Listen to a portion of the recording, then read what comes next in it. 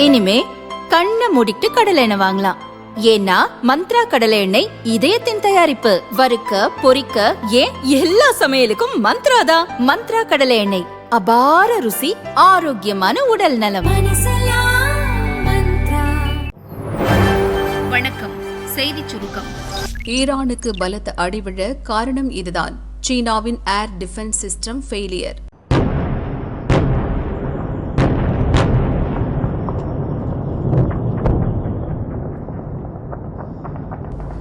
Iran மீது கடந்த சனிக்கிழமை முதல் இஸ்ரேல் அமெரிக்க படைகள் கூட்டாக சேர்ந்து போர் விமானங்கள் மூலமாக குண்டுமழை பொழிந்தன.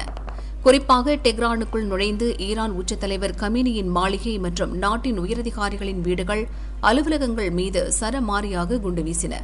இதில் குடும்பத்துடன் கமீனி கொல்லப்பட்டார். மேலும் பல உயரதிகாரிகளும் இறந்தனர். இதையடுத்து கடும் கோபமடைந்த ஈரான் இஸ்ரேல் மீது தங்களின் அதிநவீன பாலிஸ்டிக்ஸ் ஏவுகணைகளை செலுத்தியது.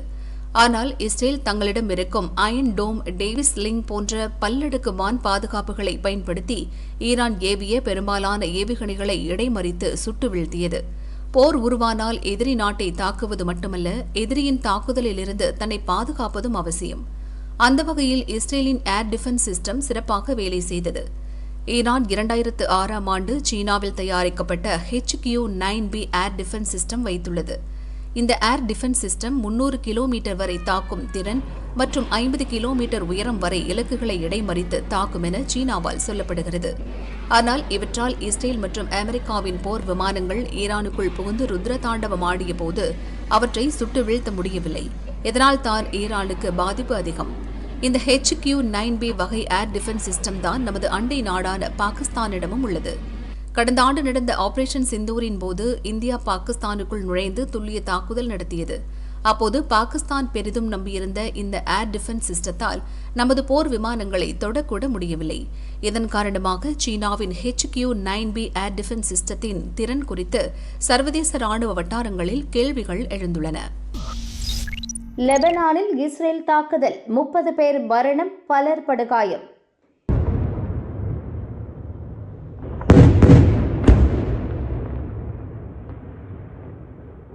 மேற்கு ஆசிய நாடான ஈரான் மீது இஸ்ரேலும் அமெரிக்காவும் சேர்ந்து தாக்குதல் நடத்தி வருகின்றன.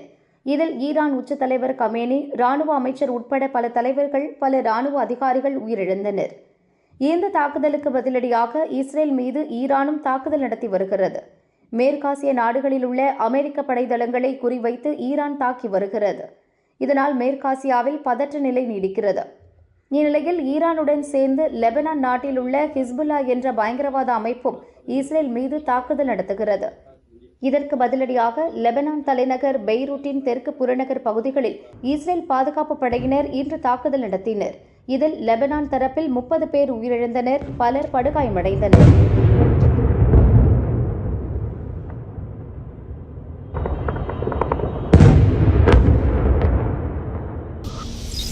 வலிமைக்கேற்ப தொகுதி வேண்டும், திமுகவை நெருங்கும் திருமாவளவன்.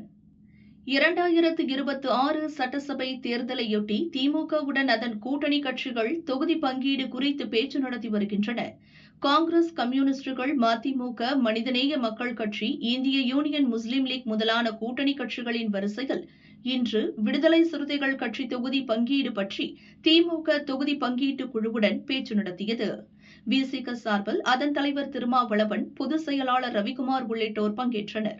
கடந்த முறை 6 தொகுதிகளில் போட்டியிட்ட விசிக இந்த முறை இரட்டை இலக்க தொகுதிகளில் போட்டியிட விருப்பம் தெரிவித்து 20 தொகுதிகளின் பட்டியலையும் வழங்கியதாக கூறப்படுகிறது.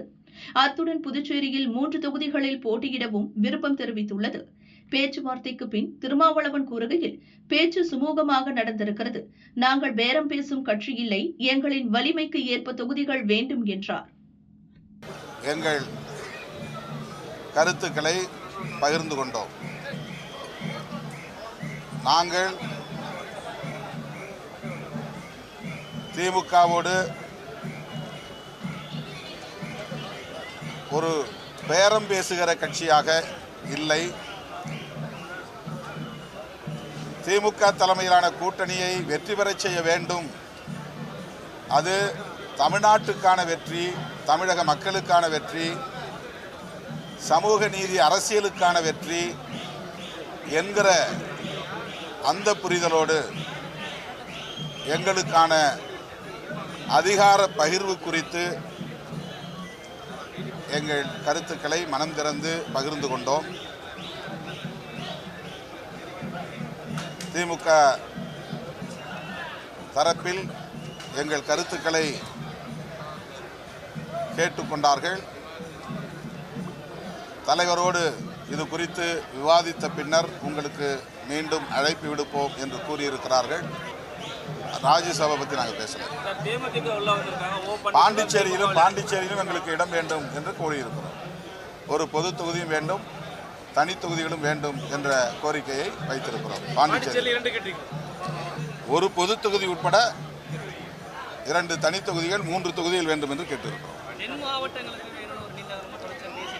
அது முதல்ல எண்ணிக்கை முடிவான பிறகுதான் எந்தெந்த தொகுதி எந்தெந்த பகுதி என்பதை நாங்கள் முடிவு செய்வோம். பகல்காம் அட்டாக்கை கண்டிக்காத திமுகவின் உண்மை முகம் அம்பலம். வீடியோ ஆதாரத்துடன் அண்ணாமலை தாக்கு. ஈரான் மீது அமெரிக்கா, இஸ்ரேல் இணைந்து நடத்திய தாக்குதலில் அந்நாட்டின் உச்ச தலைவர் கமேனி கொல்லப்பட்டதை கண்டித்து சென்னையில் உள்ள அமெரிக்க துணை தூதரகத்தை முற்றுகையிட்டு முஸ்லிம் அமைப்புகள் ஆர்ப்பாட்டத்தில் ஈடுபட்டனர். விடுதலை சிறுத்தைகள் கட்சித் தலைவர் திருமாவளவன், தமிழ்நாடு கொங்கு இளைஞர் பேரவைத் தலைவர் தனியரசு, மனிதநேய ஜனநாயக கட்சித் தலைவர் தமிமுன் அன்சாரி, முக்குலத்தோர் புலிப்படை கட்சித் தலைவர் கருணாஸ் இந்த ஆர்ப்பாட்டத்தில் பங்கேற்றனர்.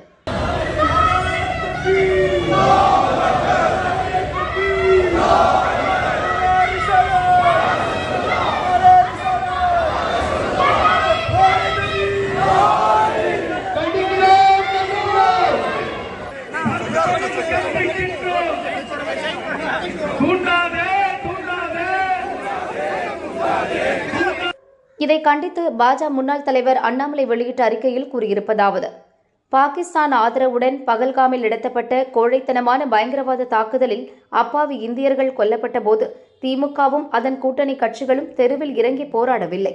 தாக்குதல் சம்பவத்தில் ஈடுபட்ட சதிகாரர்களையும் அவர்களது ஆதரவாளர்களையும் கண்டிக்கவில்லை. ஆனால் நேற்று சென்னையில் முழு போலீஸ் பாதுகாப்புடன் ஒரு போராட்டம் நடந்தது.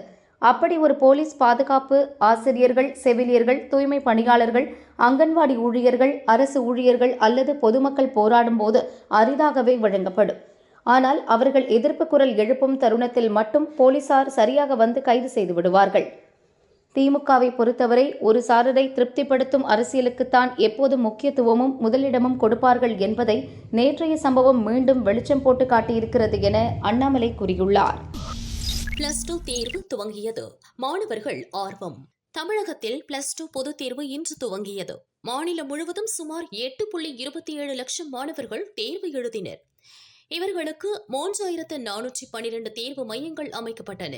தேர்வு அறைகளில் மாணவர்களை கண்காணிக்க 44,624 ஆசிரியர்கள் அறை கண்காணிப்பாளர்களாக நியமிக்கப்பட்டனர். காப்பி அடிப்பது உள்ளிட்ட முறைகேடுகளை தடுக்க 4540 பேர் பறக்கும் படை பணியிலும் ஈடுபடுத்தப்பட்டனர். கலெக்டர், வருவாய்த்துறை அதிகாரிகள், முதன்மை கல்வி அலுவலர்கள், வட்டார கல்வி அலுவலர்கள் தலைமையில் சிறப்பு கண்காணிப்பு குழுக்களும் தேர்வை கண்காணித்தனர். மாணவர்கள் மொபைல் போன் உள்ளிட்ட எலக்ட்ரானிக் சாதனங்கள் எடுத்து வர தடை விதிக்கப்பட்டது. அனைத்து தேர்வு மையங்களிலும் ஆர்வமுடன் சென்று மாணவர்கள் தேர்வு எழுதினர். கர்ப்பப்பை புற்றுநோய்க்கு இந்தியாவில் இலவச தடுப்பூசி. மோடிக்கு WHO பாராட்டு. கர்ப்பப்பை வாய் புற்றுநோயில் இருந்து பெண்களை பாதுகாக்கும் நோக்கில் HPV எனும் மனித பாப்பிலோமா வைரஸ் தடுப்பூசி திட்டத்தை பிரதமர் மோடி ராஜஸ்தானில் நேற்று துவக்கி வைத்தார். இத்திட்டத்தின் கீழ் நாடு முழுவதும் உள்ள 14 வயதிற்கு உட்பட்ட சிறுமிகளுக்கு கார்டிசில் 4 எனும் தடுப்பூசி இலவசமாக செலுத்தப்பட உள்ளது. ஒவ்வொரு ஆண்டும் 1,15 லட்சம் சிறுமிகளுக்கு அரசு மருத்துவமனைகளில் இந்த தடுப்பூசியை பெற்றோர் அனுமதியுடன் இலவசமாக செலுத்திக் கொள்ள முடியும். ஆனால் இது கட்டாயம் கிடையாது. இந்த திட்டத்தின் கீழ் தடுப்பூசியை அறிமுகப்படுத்திய நாடுகளின் பட்டியலில் இந்தியாவும் சேர்ந்துள்ளது. இதற்காக இந்தியாவிற்கு உலக சுகாதார அமைப்பின் பொது இயக்குநர் டெட்ரோஸ் அதனோம் கெப்ரியேசஸ் கூறியுள்ளார். நாடு தழுவிய HPV தடுப்பூசி திட்டத்தை துவக்கி வைத்ததற்கு மத்திய சுகாதாரத்துறை மற்றும் பிரதமர் மோடியை பாராட்டுகிறேன். கர்ப்பப்பை வாய் புற்றுநோய் ஒழிப்பு முயற்சியில் உலக சுகாதார நிறுவனம் ஈடுபட்டுள்ளது. பெண்கள் இந்நோயில் இருந்து விடுபட்டு தங்கள் வாழ்க்கையை அச்சமின்றி வாழ முடியும் என்பதை உறுதி செய்வதற்காக அனைத்து நாடுகளுடனும் சேர்ந்து பணியாற்றவும் உலக சுகாதார நிறுவனம் உறுதி கொண்டுள்ளது என டெட்ரோஸ் அதனோம் கெப்ரியேசஸ் கூறியுள்ளார். 2 நாள் அதிரடிக்கு பிறகு கருணை காட்டிய தங்கம். அமெரிக்கா, இஸ்ரேல் இணைந்து ஈரான் மீது தாக்குதல் நடத்தி வருவதால் மேற்காசியாவில் பதற்ற நிலை நீடிக்கிறது. இதனால் பல நாடுகளின் பொருளாதாரம் பாதிக்கும் அபாயம் ஏற்பட்டுள்ளது. இந்தியாவில் நேற்று ஆபரண சந்தைக்கு விடுமுறையாக இருந்தாலும் கூட மேற்காசிய பதற்ற நிலையால் தங்கம் வெள்ளி விலை அதிரடியாக உயர்ந்தது. சனி ஞாயிறு 2 நாளில் மட்டும் ஒரு சவரன் ஆபரண தங்கத்தின் விலை 7,000 ரூபாய் கூடி தாய்மார்களை கடும் அதிர்ச்சியடைய வைத்தது. 2 நாள் அதிர்ச்சிக்கு பிறகு இன்று சற்றே தங்கத்தின் விலை குறைந்தது. சவரனுக்கு 920 ரூபாய் குறைந்து ஒரு சவரன் 1,25,280 ரூபாய்க்கு விற்பனையாகிறது. கிராமுக்கு 115 ரூபாய் குறைந்து ஒரு கிராம் 15,660 ரூபாய்க்கு விற்பனை செய்யப்படுகிறது. வெள்ளி விலை கிராமுக்கு 10 ரூபாய் குறைந்து ஒரு கிராம் 315 ரூபாய்க்கும், கிலோவுக்கு 10,000 ரூபாய் குறைந்து ஒரு கிலோ 3,15,000 ரூபாய்க்கும் விற்பனையாகிறது. காரில் மது கடத்தல், போலீஸ் ஏட்டுக்கு லாடம். ஓசூர் அருகே கர்நாடக மாநில எல்லையான ஜோஜுவாடி பகுதியில் தமிழக போலீசார் வாகன சோதனையில் ஈடுபட்டிருந்தனர். அப்போது பெங்களூருவில் இருந்து ஓசூர் நோக்கி வந்த ஒரு காரை போலீசார் தடுத்து நிறுத்தி சோதனை செய்தனர். காருக்குள் 11 பாக்ஸில் 480 குவார்ட்டர் மது பாட்டில்கள் இருந்தன. மதுபானங்களை கடத்தி வந்தவரை பிடித்து விசாரித்த போது அவர் சேலம் மாவட்டம் பள்ளப்பட்டி பகுதியைச் சேர்ந்த நாகராஜ், வயது 42 என்பது தெரியவந்தது. இவர் கிருஷ்ணகிரி மாவட்டம் நாகரசம்பட்டி போலீஸ் நிலையத்தில் தலைமை காவலராக பணியாற்றி வருவதும் தெரிந்தது. அதனைத் தொடர்ந்து அவரை கைது செய்த சிப்காட் போலீசார் மதுபான பாட்டில்கள் மற்றும் சொகுசு காரை பறிமுதல் செய்தனர். அசிங்கமாக பேசிய வாலிபர்கள், புரட்டி எடுத்த புல்லட் ராணிகள், ரத்தம் கொதிக்குதுங்க. இதுவரை பார்க்காத ஆக்ஷன் வீடியோ.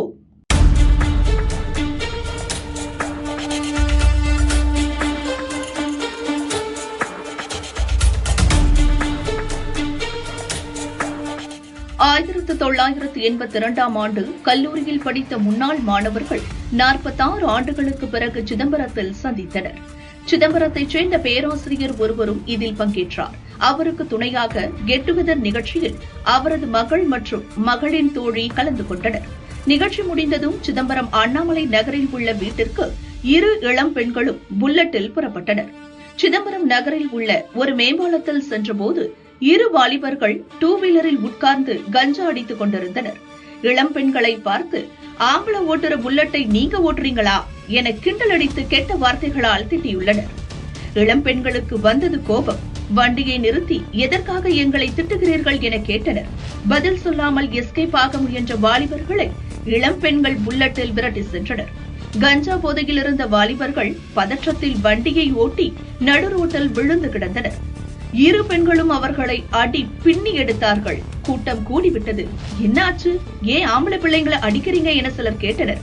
உண்மை தெரிந்ததும் இன்னும் போடுங்க என்றனர்.